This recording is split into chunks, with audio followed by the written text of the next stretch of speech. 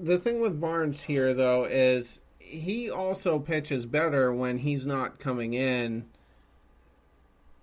back to back nights as well. And the other thing too is we were talking about Kelly. I keep meaning to pull his numbers up, but he had a good year last year. And Barnes, not so much. His ERA was like in the upper threes, like 3.84 or something. Yeah, last year. The year before that, he was good. And we don't know that Barnes is going to keep that up. And, part of, the stats you listed off are from April and May. And lately, he hasn't been quite as good, as earlier in the year.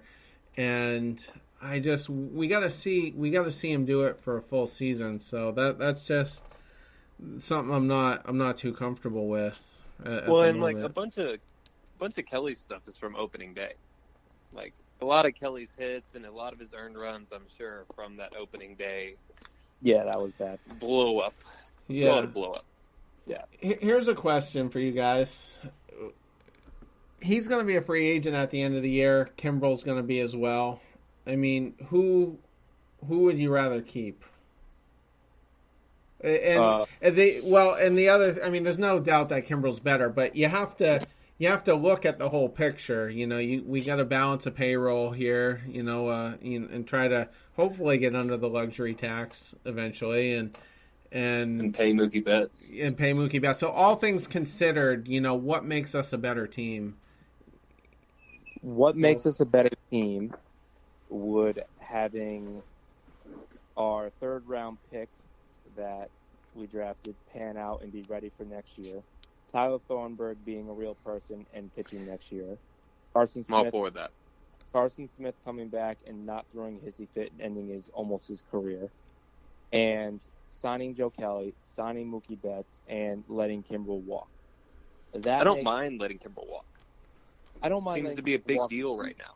If he's going to be making $20 million a year, he makes $13 million a year right now at 30 years old. If you want there's nobody in this league worth $20 million a year to throw 3 outs. Nope, not at all. So if he was to want $20 million a year, I would let him walk for Kelly, Thornburg, our draft picks and injury guys to come back, Carson Smith, and sign Mookie Betts and sign Chris Sale to an extension, even though he has one more year of a club option, but eventually you got to give him something. Just get it over with. I think he is amazing, but to help a cap team out, it was to let him walk. If we weren't a cap team, it would make sense to hold on to him. If we were Atlanta, for example, which is probably where he's going to end up again. Yeah, that's what I was thinking. I think so too, yeah. Yeah, and I agree. That's kind of what I was trying to convey with my question there. I think Kelly is more affordable, which also allows us to be more sustainable. And I'm pulling up Andrew Miller right now. I'm just trying to figure out what his market would be. I'm guessing somewhere between 10 to 15 for Kelly. Kelly would be cheaper now, and Andrew Miller makes $9 million. $9 million. So he must have signed I think he signed a 4-year, $40 million deal. Does that sound right? Or was it 36? It was something like that. I mean, yeah. So Miller 36 sounds right. Is a UFA as well this year. So when he signed a 436, Miller did. Okay. His market value right now is 17. Now he's been hurt and not the same this year at all. But I don't think Andrew Miller's worth $17.9 million either. Nobody is in his current state. Now, if it's Andrew Miller of a couple years 2016, then he's worth it because he gives you that Stephen Wright type of guy where he can go 2 to 3 innings to start and pitch every other day. That's totally different. But guys like Mark Melancon, Zach Britton, Dave Robinson, Addison Reed, those are kind of comparable contracts to what Andrew Miller has. Those guys aren't worth it. Yeah, and I mean, like I said, Andrew Miller 2016 is the guy I want to have, and that's who I would want anyone to be that I I invested a lot of money into, for a reliever. So I'm guessing Kelly's going to land somewhere in the 10 to 12 mark annually. You think that high? Well, I just feel like the market's a little, it's a little more lucrative, than 4 or 5 years ago when Miller signed his deal. So that's all I'm really basing that on. Yeah, I was thinking like 6 to 8. I didn't think he was going to go that high because he's not a closer. So, he's an eighth inning guy. He doesn't have. What I mean by that is he doesn't have the leverage to say, "Hey, I got 30 saves a year, and I throw the ball 100." He doesn't have that to say that. So, I think if he doubles his paycheck, which would be around 6.8, 7 million, I would give Joe Kelly $7 million if he's going to pitch like he did this last year. $7 million for 3 or 4 years. Yeah, I was thinking 8. Yeah, 8. All right, sure, round up because he's a Addison Reed got a 2-year, $16 million deal. So I mean, but I think Kelly's better than he is. So I would give Kelly 3 years, $8 million a year. Because he's gonna be 31. So when he's done with that, he'll be 34. And I'm kind of done with Joe Kelly at that point. Yeah. So I would do that. I would love that. And I think he likes it here. Right. And if you tell him, listen, we'll give you $8 million a year, but you'll be the closer too, man. He'll probably say, okay, like, I can go do that. And then if he pitches well for 4 years, 3 years, then he can go get a contract somewhere else too. But yeah, you can't throw 100 forever either. No, you can't. But hopefully like he's been doing this year, he's developed other pitchers a little bit better. So hopefully he can continue to do that. But I think our bullpen will be pretty good, and if we can get healthy with guys like Smith and Thornburg, I mean, the whole thing for me going into this year, I was like, okay, this is what it's going to be. It's going to be, in a perfect world, it was going to be Thornburg in the 8th, Kimbrel in the 9th, Carson Smith in the 7th, and Joe Kelly in the 6th and the 7th when Carson Smith needs a day off or against certain matchup. And Kelly was going to be kind of our, give 2 innings in a night or something, kind of like your utility guy in the bullpen, kind of like a Brock Holt, where you might kind of pitch him in a few different places. Obviously, and then Thornburg was out, so I was like, okay, so Kelly's going to be the 7th inning guy. Carson Smith will be the 8th inning guy. And then Carson Smith got hurt and sucked. So now it's Kelly again. So things have bounced around a lot with Kelly, but he's kind of solidified that role. And I do agree that with you, Terry, that keeping him and signing other players is more worth it than keeping Kimbrel and losing Kelly and losing another guy and not be able to extend debts. So we're all on the same page with Kimbrel. Yeah. Let him walk. I think Kimbrel's one of the best pitchers and one of the best closers in the American League, if not the best. I know Diaz is killing it this year, but the one thing that Kimbrel, it hurts him though, is he struggles coming into not a clean inning and he can't pitch out of the 9th inning. Right, that's a problem. Like if you throw him in the 8th inning, or you need a 4-out save, or he's a head case.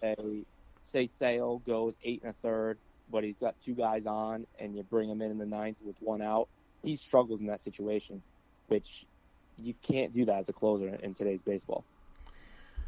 Right, and he choked last season in October. He did it with Atlanta. That might be who he is. I mean, we just don't know, and we'll know this year if we make the playoffs and he does it again.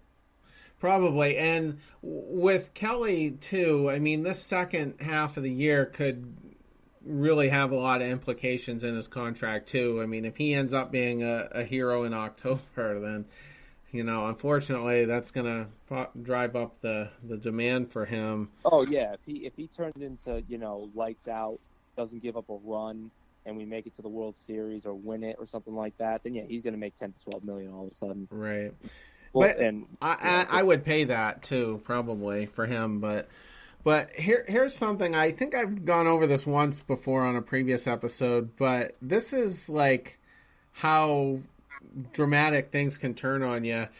Go back to the World Series year at the start of it. When we came into that, we were going to have Joel Hanrahan. He was going to be our closer. Because that was Papelbon. No, actually, I guess that was the second year. But we didn't really have a closer since Papelbon. We had a Sevis. Koji came up halfway through that year. Yeah, but it was an interesting journey to get to that point because you had Hanrahan in the ninth, who was an all-star the previous year, closing for the Pirates. Andrew Bailey was recovered from his thumb injury from the season before, so he was going to be the eighth inning guy, was a pretty good closer for Oakland.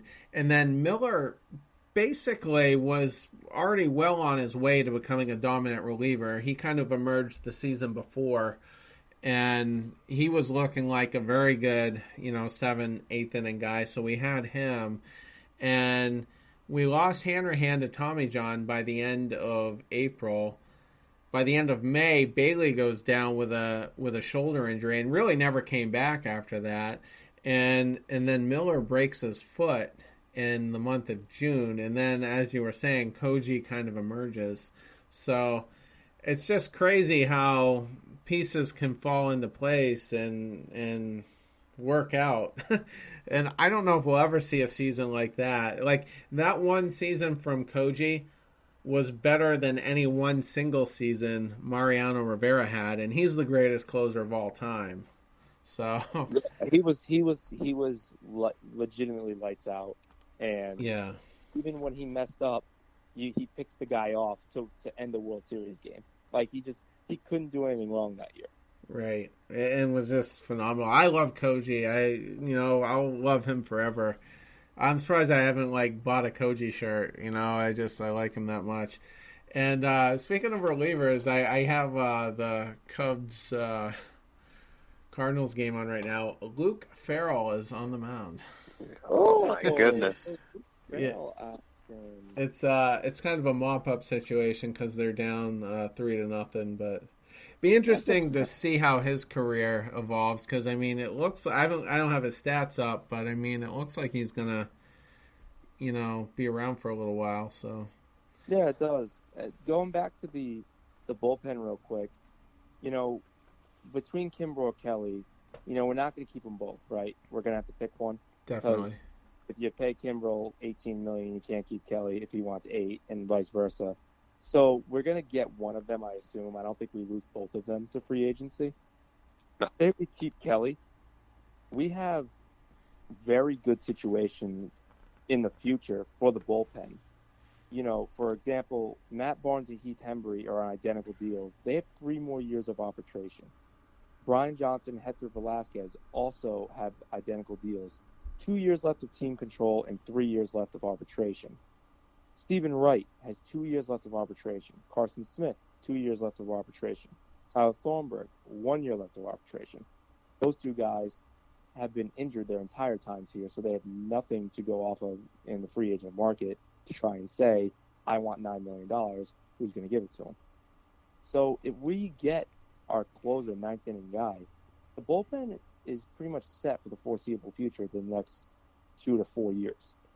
The Red Sox are in a really good position, and that's without bringing up anybody else, and that's without including guys like Bobby Poyner, Marcus Walden, Jalen Beeks coming up, whatever he turns out to be, Stephen Wright moving back into the bullpen, whatever it is. Erod, kind of same thing. He's arbitration for 3 more years after this. So the Red Sox, depth guys and bullpen, you're going to be seeing it for a long time. So I hope you like it, basically what I'm saying. Yeah, and that's a good point. But, unfortunately, it's the other areas that are looking kind of ominous, Yeah, starting pitch. I don't think we're gonna keep Bogarts and Mookie. I just don't see it happen. It might, and I hope it happens. But it'll be really hard with Bogarts being a Boris guy. But there is a lot coming off the books between Hanley, Pablo Sandoval, Drew Pomeranz makes 8.5. He's not going to probably even come back at this point. Porcello makes $21 million for 1 more year after that. Then he's off the books. David Price may not, whatever, opt out. Nunez, $4 million. He's not coming back at all, especially $4 million. Pedroia, we don't know what we're doing with him. He's on the books till 2020, but then he's off the books. So, there are a lot of contracts that are coming off the books, and we're not going to replace those guys at all. We're not bringing them back. We're not going to bring back Nunez. We're not going to bring back Pomeranz, most likely. If we bring back Porcello, it won't be at $25 million, I'm assuming. It'll be a little bit less, probably. and Sandoval and Hanley aren't coming back at all. So yeah, next season, not this one, is really when things are gonna get tough.